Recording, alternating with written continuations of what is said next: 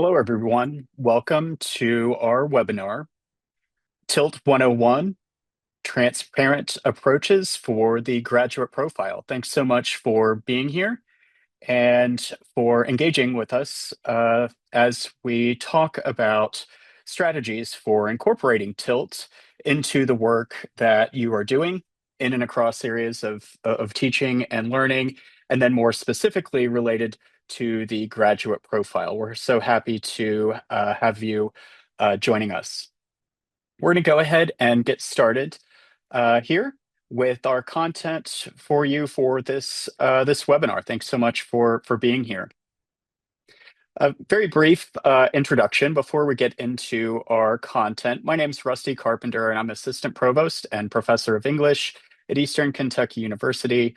I also serve as editor of the Journal of Faculty Development and a senior fellow with the Council on Post-Secondary Education. And I'm also joined by Dr. Ben Freed, Dr. Krista Kimmel, and Dr. Star Wenzel, who will also share some content with you focused on ways to incorporate transparency in learning and teaching in areas that are focused on the graduate profile and incorporating the 10 essential skills into your courses and into your teaching and curriculum for your students. I'm very honored to have them joining us this afternoon to share some case studies focused on the work that they have done at EKU and the impressive work that they've done to incorporate Tilt into their teaching. So thanks so much to them for joining us. Our session outcomes today are focused on the transparent approaches for the graduate profile. First, I'll describe the components of the Tilt framework, and then I'll help you identify transparent instruction that can improve student engagement, learning, and also learning outcomes. We'll share strategies for implementing transparency focused on the graduate profile in several different teaching contexts, and then we'll share some strategies for applying the graduate profile, applying transparency to the graduate profile across the essential skills. I think you'll find the information highly relevant, but also highly transferable to the work that you're doing in different areas of teaching and learning. We want to make sure that this webinar is very practical and that you're able to take away ideas that you can use immediately. An agenda for our webinar. I'll begin by sharing an overview of the graduate profile, what it is, what we're working on across the institutions, including Eastern Kentucky University, and some scalable approaches that you can use to incorporate Tilt to support your work with the graduate profile. We'll establish foundations of transparent teaching for the graduate profile, specifically teaching the 10 essential skills. And then we'll hear from several faculty members who have incorporated Tilt to teach essential skills, and we'll gather their perspectives as well. At the end of the webinar, I'll share several guiding questions with you so that you can think about the next steps for you and for your teaching and the work that you're doing at your institutions to incorporate Tilt. Many of you are probably familiar with the graduate profile. The graduate profile is the state's post-secondary learning framework and one of the key initiatives in and across the state of Kentucky right now and has been for now several years. The focus is on alignment across knowledge, skills, and abilities that will help our students gain the skills that they need for success in the workforce and also in life. You can use the QR code to learn a little bit more about the graduate profile and to access the website so that you have content there. I will also have several QR codes that you can use at different points to access key information about the graduate profile and the work that we're doing across institutions as well. A key component of the graduate profile, of course, is the 10 essential skills.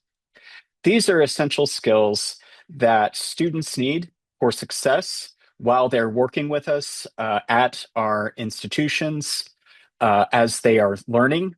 But also, these essential skills are ones that employers have said are absolutely critical. They are crucial to the success of college graduates. As students envision a future and work toward the graduation day, they can use these skills to ensure that they're successful while they're working with us in and across our learning spaces and in the classroom, as well as skills that employers are going to expect students to have once they enter their chosen profession. The skills are driven by input across key stakeholders, including faculty from across the state, staff, and alumni. So this is a really exciting moment where we're able to articulate and access key essential skills that will help us to ensure success among our students. For our students, they're also going to be entering an incredibly complex and competitive job market.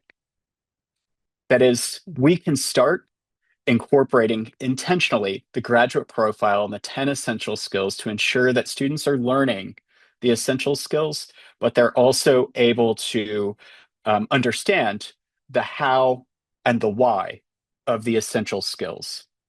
If we're teaching the essential skills, it's absolutely critical for students to be able to understand the skill we're teaching them, what it is, that we're working from a common definition of that essential skill. So, what does it mean to teach and for students to learn essential skill number one, communication or critical and creative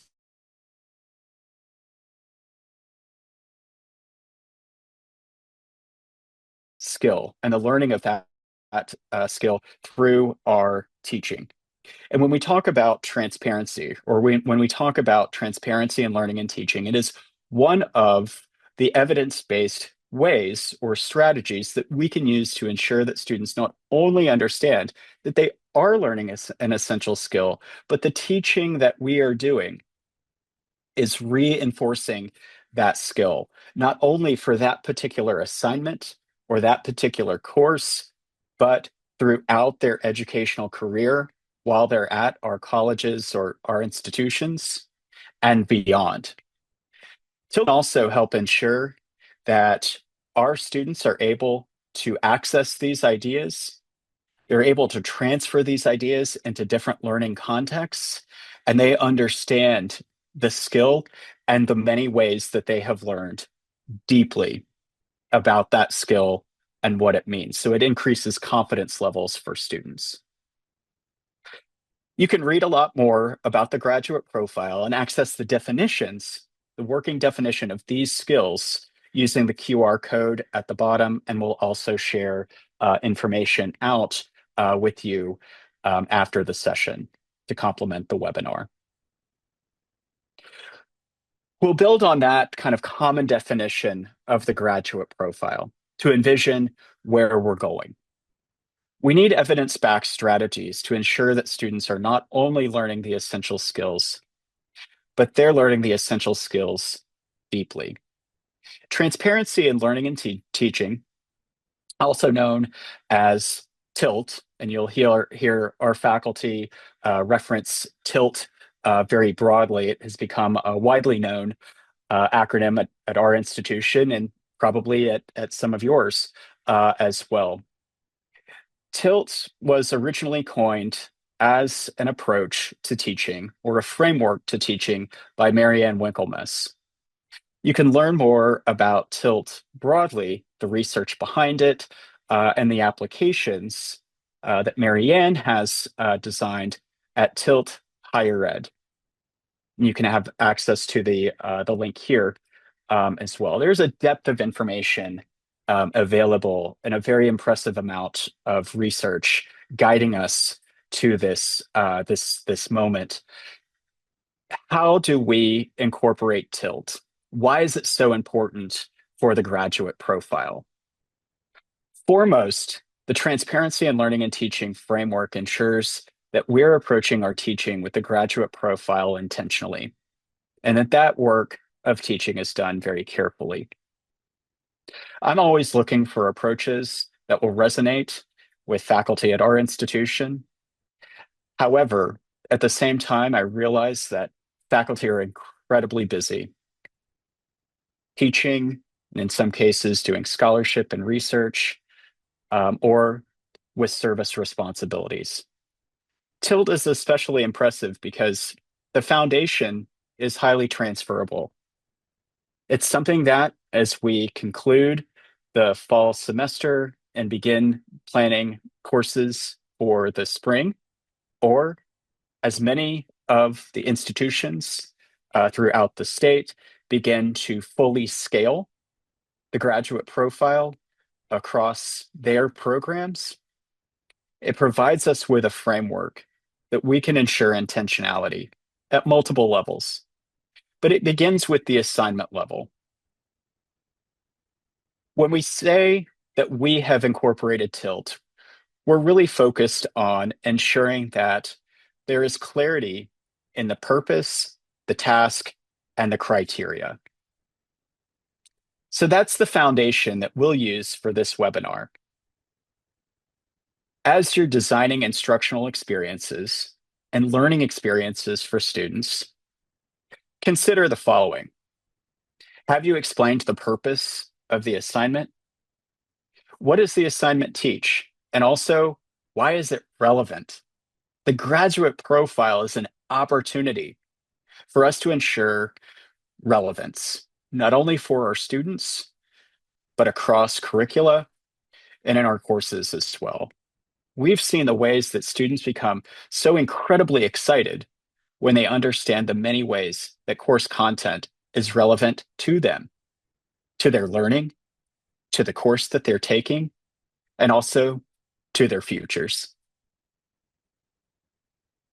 We can describe the task that you're asking of them in detail. You might provide annotations or examples, and in some cases, you might have not one task, but several smaller tasks along the way that help students learn deeply and to understand how they have learned and how they're able to connect content of the course along the way, increasing intentionality. And then finally, the criteria. What are the criteria for success? Are you using and even sharing a rubric with students? Are you encouraging self-assessment and peer assessment? Are you also encouraging reflection and plans for future growth? Are you reinforcing a positive growth mindset among your students, especially as it relates to the graduate profile? The TILT framework ensures intentionality, but I also appreciate that it can help ensure clarity, precision of language, and a focus on high quality teaching that matters for our students, especially when teaching the essential skills. So we'll build on this a bit as we navigate the webinar and as we hear from faculty who have incorporated TILT in several different ways into their teaching and for their students. Let's establish the foundation of transparent teaching, though, and scale this to the work that we're doing across the graduate profile to teach and support student learning of the essential skills. Transparent teaching also ensures that we're, as instructors and as faculty members, we're helping students understand the how and the why. Students can benefit from a transparently designed assignment and a transparently designed course in a number of different ways, but it also, and so importantly, it helps students understand why we're having them learn course content in certain ways. Faculty, I know, are incredibly intentional in the work that they do. TILTS ensures clarity and transferability. Teaching the essential skills or one of the essential skills or two of the essential skills can be new. It's new to some of us. It's new to, and we want to learn alongside our students. But if we're able to use Tilt to help them understand the how and the why, it's going to increase excitement levels, has a high likelihood of increasing engagement among our students, and also ensures that we're being clear in what we're asking students to do. If we're clear in what we're asking students to do and how we're teaching and how students are learning, students are more free to learn deeply. They're able to think creatively or critically. They're able to grapple with complex topics because they feel confident in their learning and they're able to connect their learning with relevant experiences. Next, of course, designing transparent strategies can ensure that the work that we're doing in our teaching is having a significant and also a meaningful impact on our students. That is, and we'll talk about this a little bit later in the webinar, we want to ensure that students are able to transfer key concepts. So what they've learned in your class, or maybe you're teaching a first year course or a general education course, ideally that content builds and even becomes more complex. And they're able to apply what they've learned in an area or an essential skill in more complex scenarios and even in different courses and in different disciplines. Transparent teaching methods encourage students to apply valuable metacognitive approaches. That is, ensures that students are also learning how to learn. Metacognition supports a growth mindset, which can ensure that as students are moving from first year courses into gen ed, as content becomes more complex, they're able to refer back to those experiences, and they are also learning how to learn these processes and these effective practices as well. In addition, encouraging students to learn how to learn ensures that they will have a positive growth mindset. That is, if concepts are difficult, we're able to build in the scaffolding, and students are able to approach those concepts with a great deal of support. And they might not have it yet, but they can understand and see the path to get there. They're willing to try again and to try again until they're able to be successful. It also empowers students while acknowledging experiences and their perspectives as being valuable.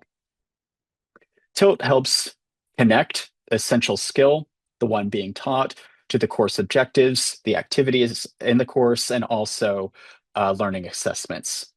So we're able to reinforce the relevance across the broader curriculum as well. A key component or key aspect of incorporating Tilt for the graduate profile, though, and as you're thinking about the purpose, the task, and criteria, I'd like for you to think about how you can identify the essential skill, name that essential skill, and define it for students from the outset. So when teaching the essential skill, when implementing the graduate profile and incorporating it into an assignment or at the program level, even name the skill and ensure that it's available, it's accessible, it's visible to students from the outset. And that can be part of that framework from the very beginning.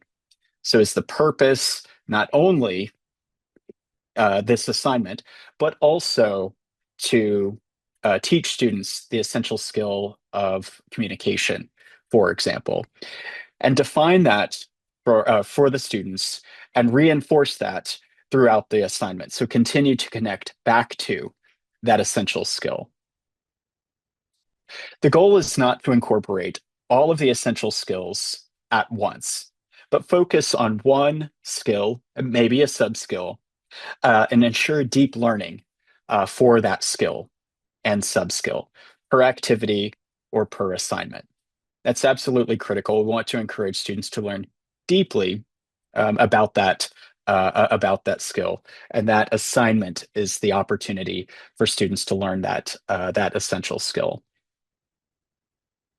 It's important to explain to students why you're having them do a particular activity, so homework, projects, or exams, and also an important moment to ask questions. What are the learning assessments that you're including, and are they truly supporting learning related to that essential skill?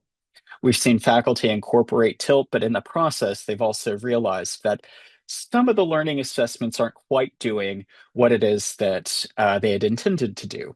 So they're able to refocus, recalibrate, and prioritize other areas that have deep meaning and impact for students.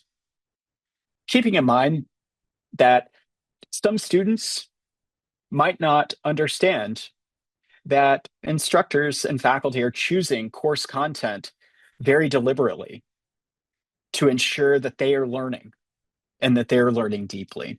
Tilt is the opportunity to foreground that. It also increases motivation when students are able to understand the how and the why. Enjoyment of learning is also increased. And the same can be true of teaching content as well. We want to focus on learning, and we also want to ensure that student voices are empowered. Tilt brings voice and to our students, the experiences that they have, how they can tie into previous experiences that they've had, maybe in other courses, or maybe in high school, or in their lives, and ensures that we are creating space for them to build on those experiences, and that we are creating space to value their perspectives. Let's talk a little bit more about what purpose and task and criteria look like in and across areas of teaching and learning, the essential skills. So we'll do a closer look at these particular areas. You're welcome to make notes, jot down ideas, or even kind of ask some questions. If you have access to a current assignment or something that you're thinking about for the spring, this is an ideal opportunity for you to make some notes and think about what you might like to include, what you might like to revise, or even tighten as you plan your spring courses. Some of you might even be teaching in a winter session or a winter term. The same is true for your winter courses as well. Tilt works particularly well for condensed courses. And the reason that I mentioned that is because it's so incredibly adaptable. So for those of you who are teaching condensed courses, maybe at a winter term, or even as you're planning for the spring, just know that Tilt is incredibly adaptable across standard terms, but also condensed terms as well. So I certainly encourage you to incorporate Tilt even in condensed courses that can help ensure that you're very clear from the outset. So let's take a closer look at the purpose. In that section, you're going to want to ensure that the rationale for the assignment is shared directly with the students. You're explaining the learning gains that students should expect, especially related to the essential skill, and you're stating that essential skill up front. What is the essential skill that students will learn? What knowledge will they gain? So consider 5 years after your students have completed this assignment, what knowledge should they retain from doing the assignment? What skills should students be able to perform to support, that essential skill because they've practiced in your class or through this activity, and they practiced in a certain way that you've mentored and encouraged them to do so, and also how the skills and knowledge still be essential in students' lives years later, 5 years later. That's the kind of impact that we can have when incorporating Tilt across the essential skills. When thinking about the task, what are the productive steps that students can follow? And also, by way of comparison, what are counterproductive steps? So, what holds students back? What should they avoid?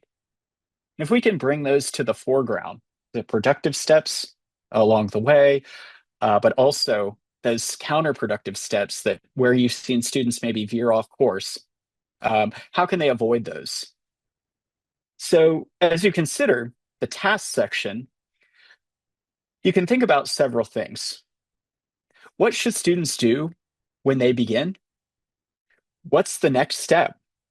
And so on and so on until they complete the project or the assignment. Is there a sequential ordering that is most impactful for students?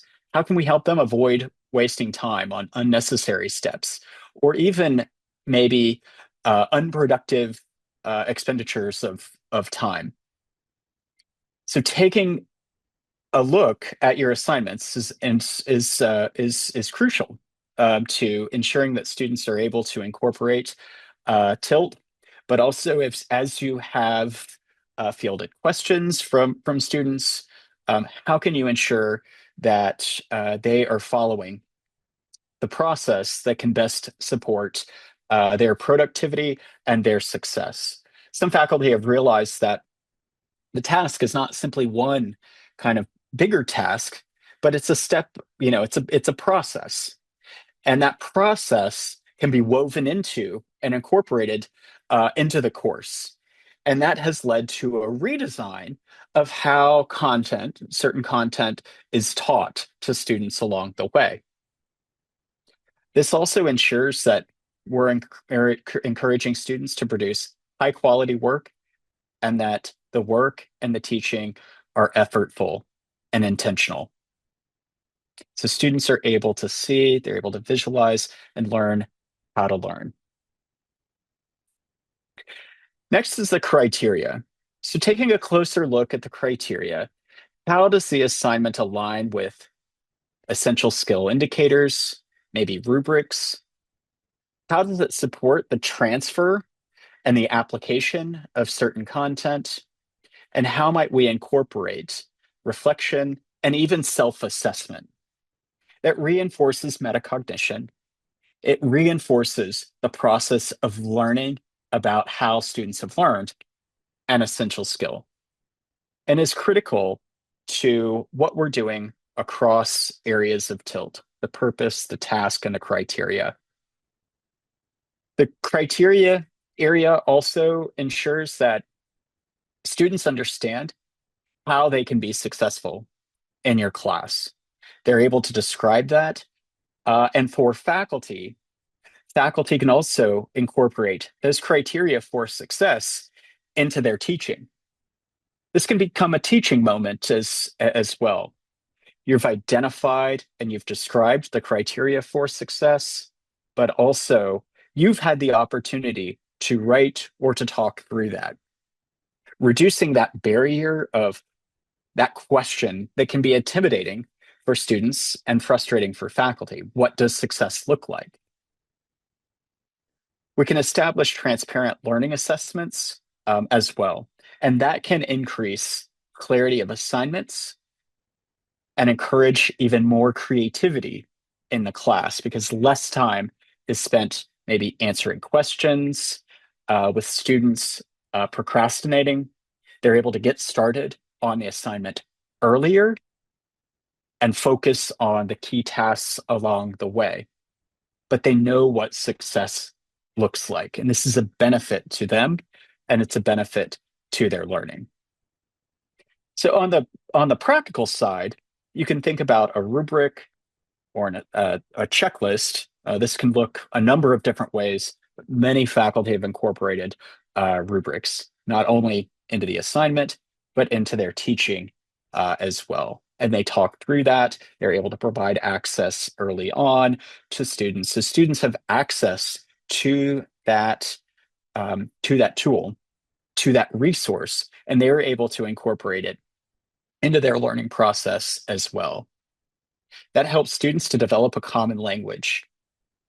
Here's what successful learning and successful engagement in an assignment that is teaching the essential skill of quantitative reasoning or of communication. And here's what I'm being asked to do.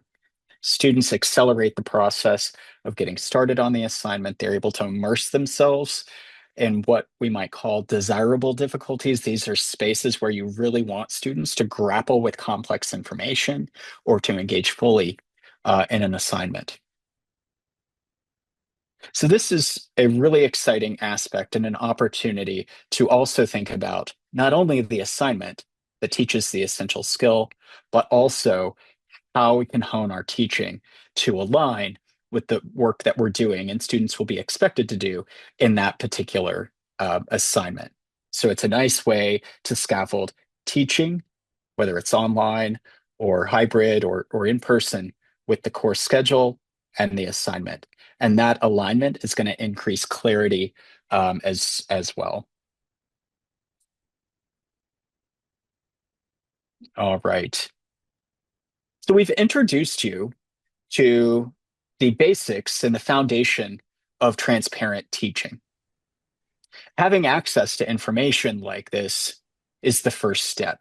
You're able to define and to identify what transparency in learning and teaching looks like, the purpose and the task and the criteria, and hopefully have ideas for ways that this can enhance your teaching. However, we have seen incredible benefits to faculty at Eastern Kentucky University in incorporating Tilt into their teaching. And I've asked several colleagues to talk about not only what they've done, but also to provide a brief case study about Tilt as applied to their discipline, especially in areas related to the 10 essential skills. And Dr. Ben Freed is going to be our first faculty member who will talk about Tilt's benefits for teaching and learning essential skills in his discipline. Dr. Freed? Thank you. Um, First off, this is a real pleasure to be talking about this because it really has. I've incorporated tilting since about 2020, and I've seen changes go on, and I'm still learning, frankly. I teach a general education course, Introduction to Biological Anthropology, and it's geared towards the sciences. It's also one of the few science general education courses that don't require a math background, which poses some interesting issues here. But what I wound up doing was I wound up revising my student learning outcomes, the skills that I was teaching, and how I did my feedback. And what I'm going to talk about is how I incorporated it into an activity that really strikes at quantitative reasoning, and it's all about human variation and skulls. Again, this goes after the quantitative reasoning essential skill. Next slide, please. And so what I wound up doing was revising this course so it's in a flipped format where the students have to pay attention to the lecture material before coming to the class. So each week, there's usually a focus question designed in the syllabus for the students. The lab outcomes, the actual student learning outcomes for the course, I should say, are 5 of them. And they are drilled throughout the semester. Everything, every single activity has 1 or 2 or 3 or 4 of these learning outcomes that are being addressed. And we go over specifically which outcomes are being addressed. And what I've done here on this slide is I've focused a little bit more on what those student learning outcomes are. I've got 3 of them, 1, 2, and 4 there. And you'll see in the indent, you'll see the actual tasks that the students are going to be doing in this particular activity. I should point out that this activity on human variation is early in the semester. And do students have that perspective on what variation is? No. Generally speaking, when they think about humans and the biology associated with it, they think in a very simplistic sort of term. Basically, we have this type, this type, this type, and this type. And those sorts of things focus in on averages or some sort of measure of central tendency, if I want to use the statistics involved with it. But unfortunately, with that sort of approach, you lose out on the sample size, the amount of data that really really show the complexity of the situation. And then likewise, we also ignore what is going on in terms of populations. And in order to access and appreciate what happens in terms of a population, you have to be able to explain the variation in the biology of the people in that population. So with students who don't necessarily know what a standard deviation is or a mean is, we start them out early on with this activity of measuring various aspects of the skull. And what we do here is, as you can see in the upper right, I state specifically before they begin the application to the essential employability skills. Quantitative reasoning and problem solving are special importance in this particular activity. And you'll also see down in the bottom right the directions, what they needed to do before coming to class, and then the order of what we're going to be doing. You'll also notice one other thing, and that is the highlighted region in yellow. And that is specifically by design. I now am very transparent in terms of, well, as was mentioned before, a checklist of the concepts that they really need to work on. After giving back their papers, I also send them the feedback in this format too. Next slide, please.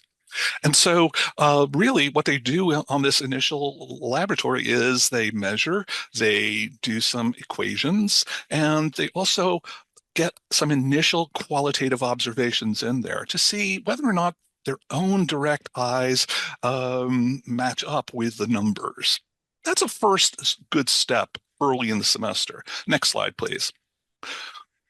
But what we really do then is later on in the semester, we tackle bigger issues about populations and the variation associated with them. And in this particular case, a series of 5 individuals were found in one particular archaeological site. And what we see here is an appreciation of furthering of the student's ability to explain sample size, central tendency, and dispersal that helps depict that population. And so what the students wind up doing is reflecting more on what they've learned throughout the semester at this later stage. And they are beginning to appreciate what variation is. They're working with formulas, and they're also getting at what it is to be focused in on the population overall. That's all. Thank you. Dr. Freed, thanks so much. And I can say for everyone joining us on the webinar how much I've enjoyed learning from Dr. Freed, the way that he has incorporated and used TILT, I might say, iteratively over time. And really several years now, I believe, incorporating transparency in learning and teaching to ensure that his students are learning the essential skill, in this case of quantitative reasoning, but learning that essential skill deeply. And this has been exciting. I feel like I always learn so much from our faculty and appreciate the opportunity to work with Dr. Freed in this way. And of course, thank you for sharing this first example. Later in the webinar, I'll kind of come back and I'll touch on some of the threads from our faculty examples. But we'll move on to our next example, which comes from Dr. Krista Kimmel, who teaches communication. Dr. Kimmel. Thank you, Dr. Carpenter, and hello to everyone. It is fantastic to be here talking about one of my favorite topics, TILT. As Dr. Carpenter mentioned, I am a faculty member in communication, and one of my specific areas of study is instructional communication, which focuses on which teacher behaviors and characteristics best facilitate student learning. And we know from that that clarity is super important. So I always believed that I was very clear with my students. And then I learned more about the TILT model, and I realized I had a little bit of work to do, and that we can always be more intentional when it comes to clarity with our teaching. So, the course that I have chosen to talk about is interpersonal communication. That is a foundational course in the communication studies major, but it is also in our general education curriculum as a social science elective. So in any given course, over half of the students are non-majors. So we have a very diverse group of students represented in this course. I am generally of the mindset that if students can teach other people the material, then they know it and they know how to apply it. So a lot of my approach to assignment design keeps that in mind. Prior to COVID, I would conclude my interpersonal communication course with an in-class workshop where the students in pairs and dyads had to present on a particular interpersonal issue or concept. They had to create an interactive 20-minute workshop. COVID happened, obviously, I had to readjust. And even after COVID, I kept some of these changes. So I have modified this assignment with Tilt and in other ways to become a podcast. And the podcast is an educational podcast about a contemporary issue in interpersonal communication. I try to frame it as, okay, you're going to investigate a common interpersonal problem, such as how to navigate long distance relationships or how to form friendships in adulthood. And they are asked to research that topic and engage with social science and communication research, and then share their findings and best practices and implications in an educational podcast. So when I redid this assignment, I chose to focus on enhanced classroom instruction, and I revamped the guidelines to include more of the TILT framework. In terms of the essential skills, this assignment focuses on communicating effectively, as well as information literacy.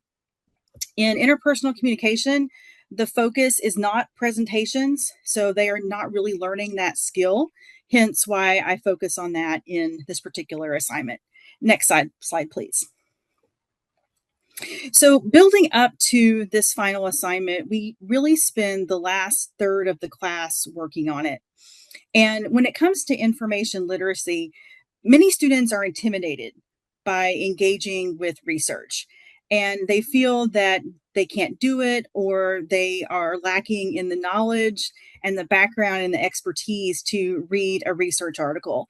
So one of my goals with this assignment is to overcome that fear.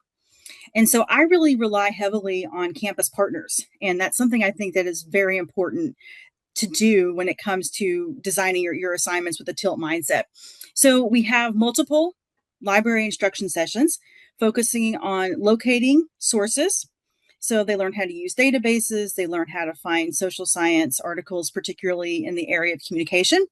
We have a follow-up session where they learn to evaluate sources. So they are given a framework that helps guide them through what reading a social science article looks like. They get practice doing that in class. I have them turn in notes that they write, annotations that they write on a particular article for a small grade. It's a low stakes assignment, but it gives them hands-on practice during class to build that skill.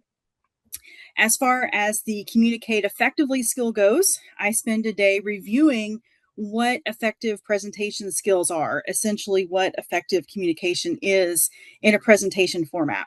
So for a podcast, we talk a lot about vocal variety, enthusiasm, inflection, rate, volume, pitch, pausing, all those things. So students get that instruction that they may not get elsewhere.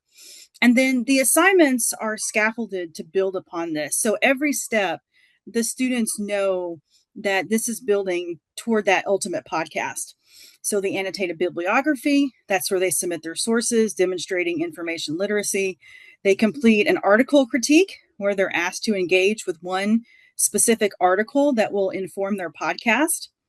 They also create a reflection at the end of this process where they talk about what they learned.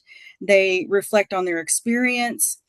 And generally with the podcast, I ask them to share, what are the experts saying on your topic? And what can we learn from them? What can the average listener learn about this theory or about this interpersonal problem based on what you found in your research? And so the feedback from students has been overwhelmingly positive with this approach and the assignment. They learn to engage with research in a meaningful way, and that's something that many of them have not yet done as a first year student or as a sophomore. They also get great practice with communication in a presentation format. So it gives them an opportunity to practice those delivery skills that are so important in the workforce. And we hear that so often from employers that the communication skills, particularly oral communication skills, are something that our students really need additional instruction in. And they also report feeling very accomplished having completed this podcast, something that Dr. Carpenter mentioned earlier about that growth mindset and allowing students to reflect on what they learned. Many of them report and say, hey, I actually did this. I could engage with research and I can make sense of it and I can tell other people why it matters. So it's been a really meaningful process for me. And I am really happy to share this with you today. So thank you. Thank you, Dr. Kimmel. Next up, we have Dr. Star Wenzel. Hello, everybody. I'm so excited to be here to talk to you all today.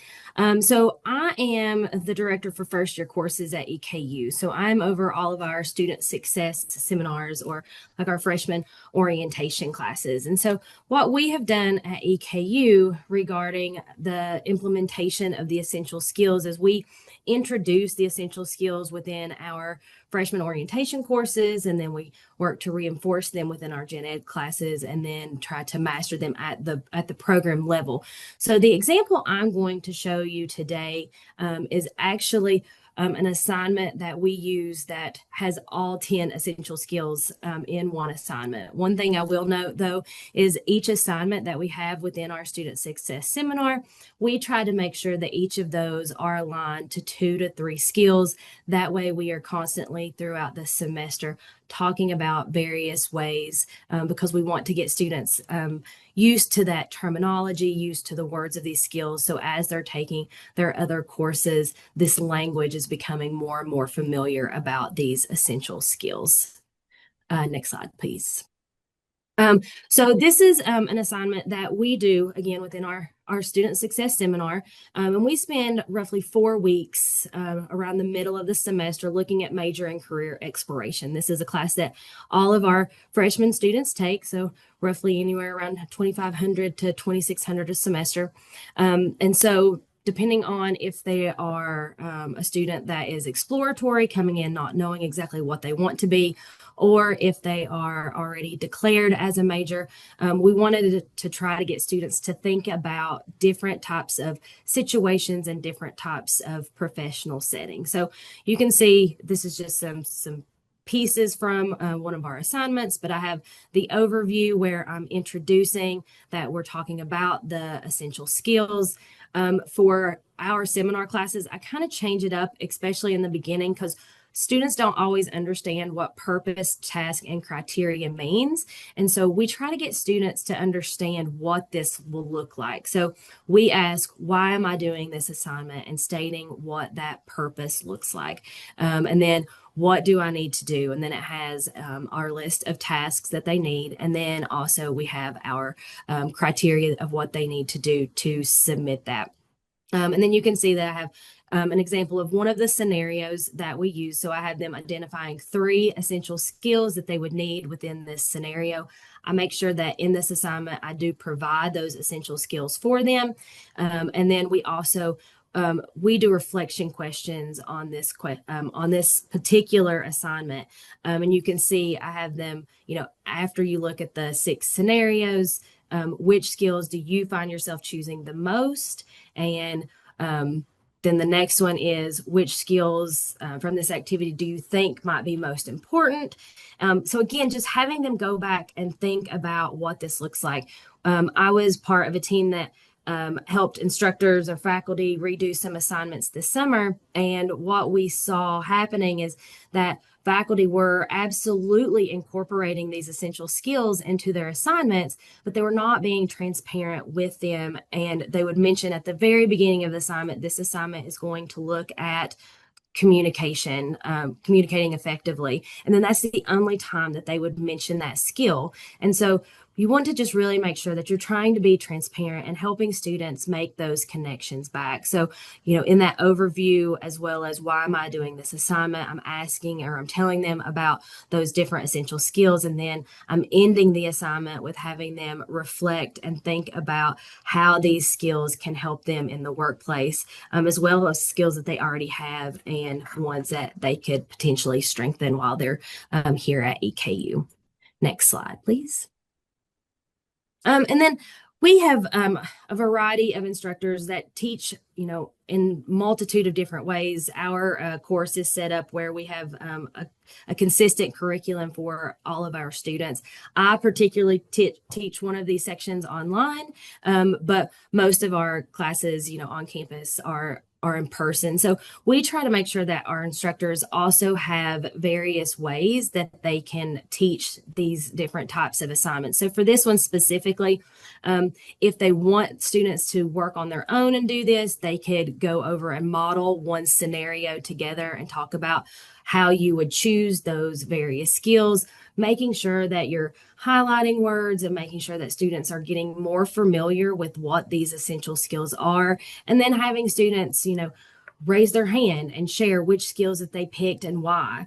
You could also make this into a group activity where you split students into multiple groups and then assign each of them a scenario. I always love whenever they have to pick, they go ahead by themselves and decide which skills they think, and then they have to, as a team, collectively only decide on 3. We know that a lot of these assignments or a lot of these scenarios obviously could have more than 3 different skills, but we're trying to get them to think through what that looks like, and then have them share it out as a class. And then I think reflection, again, is such a great part of this. So having students identify which skills were maybe not selected. We know that sometimes the one on civic engagement might be one that students might not automatically go to, but helping them start to think about what that could look like and how different skills could align with different types of scenarios and what that skill would still look like, and then continue to facilitate that discussion on the importance of the essential skills in the workplace. Again, my setting is a little bit different because we're trying to help students understand what these skills look like as they're going into the rest of their time here at EKU after their first semester. But I think the most important thing when we're trying to get students to understand these essential skills is to really help them understand and make the connection to the assignment that you're doing and how it connects to that skill. And they need to be able to see how that skill relates in real life and how it can relate in their future careers. Thank you, Dr. Wenzel.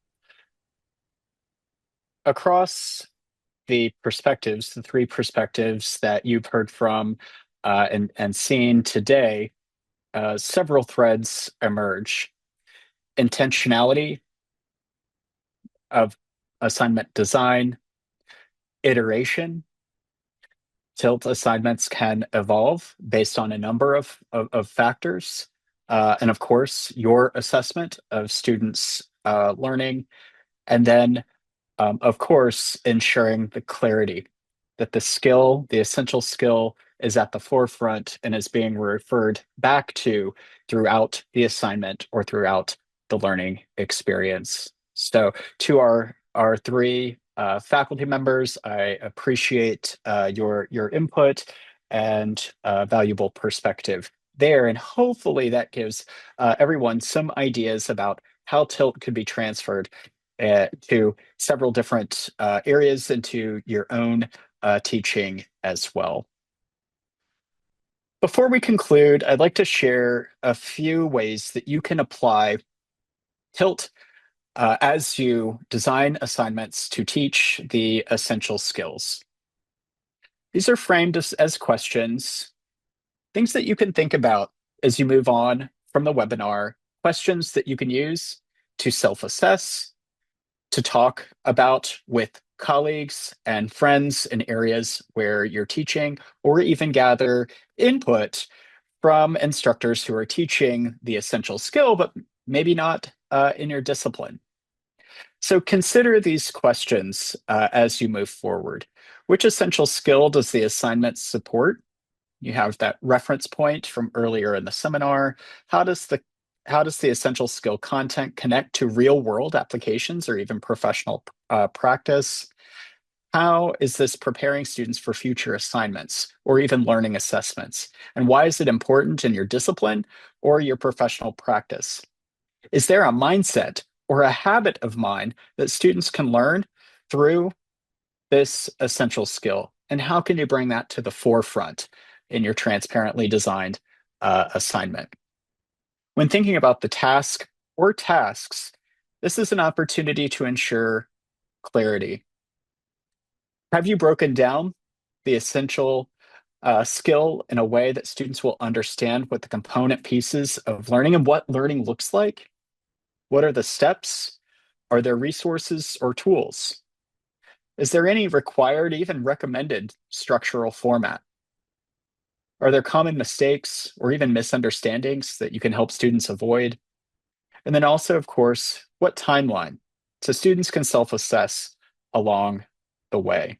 This will ensure that they have the information and the clarity that they need to perform successfully on that assignment that teaches them the essential skill.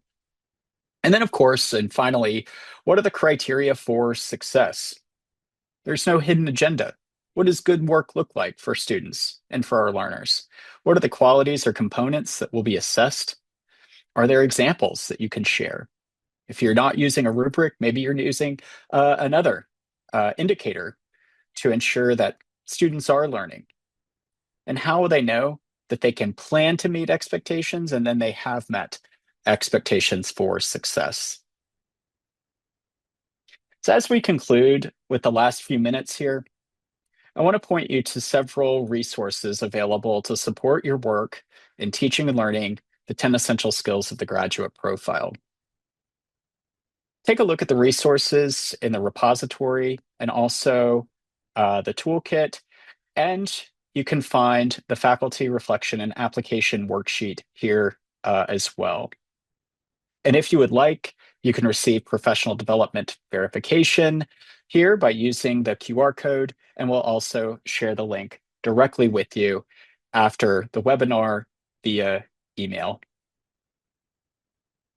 With that, I'd like to thank everyone for joining us for this webinar and to watch for more information via email. Thanks again to the faculty members that we have had on the webinar, sharing their experience and their recommendation and their examples using transparent teaching to ensure student learning of the essential skills. Thank you, everyone.